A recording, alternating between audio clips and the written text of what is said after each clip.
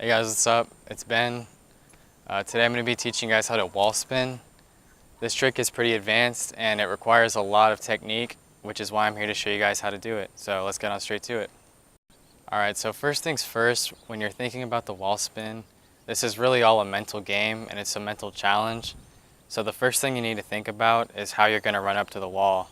If you think you're going to run straight at the wall as a beginner, it's probably not going to work out because you're not going to be as comfortable just flipping around so quickly.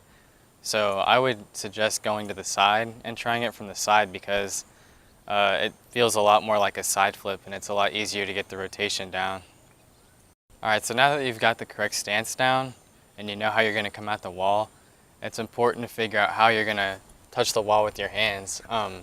What you need to do is you want to make sure that you put both your hands at the wall at the same time. That way you get better stabilization. And you want to make sure that you have your hands right where your chest is. I like to have my hands right where my chest is because if they're too high, you're not really going to be able to rotate, and if they're too low, it's not going to support yourself as well. So make sure to keep your hands right where your chest is. Okay, so next, it's important to note that once you have the right placement where your hands are going to be and you have the right angle at which you're going to come at the wall, it's important to figure out how you're going to get past that mental barrier of doing a side flip with your hands on the wall. To many, it can feel very uncomfortable because at first you don't really seem too stable and it's kind of like impossible to picture yourself, like going through the whole motion with your hands being on there. But in reality, you only have your hands planted on the wall for a very small amount of time. And if you keep that in mind, it's very simple to overcome that mental barrier.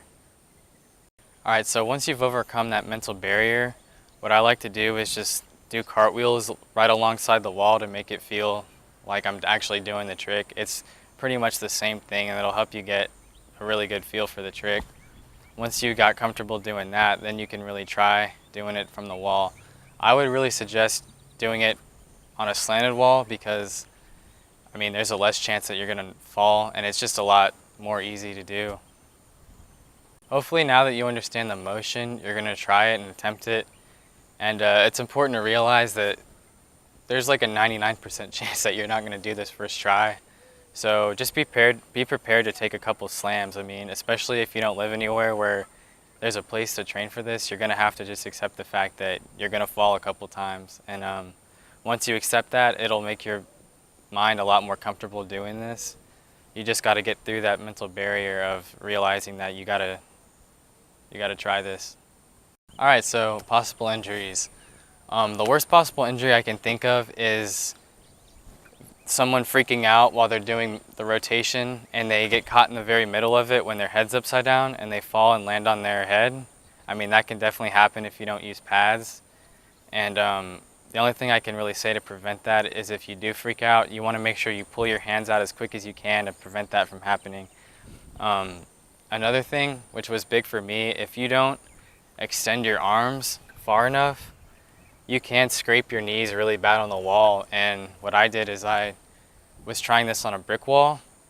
And so when I tried it on the brick wall, I didn't extend my arms all the way and I cut my knee really bad and almost had to get stitches from that. So make sure you do it when you're learning it. You want to do it on a wall that's nice and not life-threatening.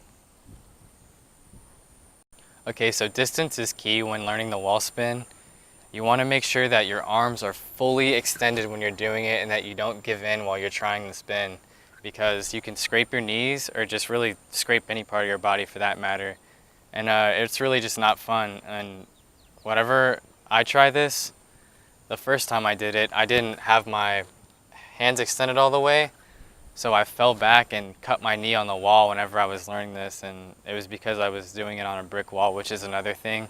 You want to make sure that you do this on a wall that has a nice flat surface and there's no edges that extrude outward that can harm you. Alright, so I'm just going to run through everything that I just said so you guys understand it all in one. So make sure to come at it at a slant. Coming at it at a slant will help you get the spin a lot easier because it's a lot easier to build up momentum. So as soon as you have the momentum, you want to place your hands nice and firm right where your chest area is. And once you have them placed firmly and you believe that you're ready to try it, you want to try the spin. And The spin is really not too hard once you just commit to the trick. You have to just overcome that mental obstacle and you have to just go for it. There's really nothing I can say besides just going for the trick.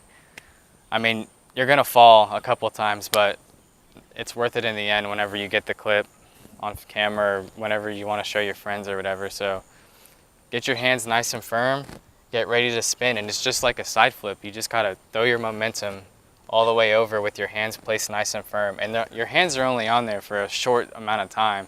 So if you just think of it as a normal side flip with your hand on the wall, I mean, it just makes it a lot more simple to take in, and it makes it a lot more less scary to think about. Alright, so if you think this tutorial helped you, make sure to like, subscribe, and comment.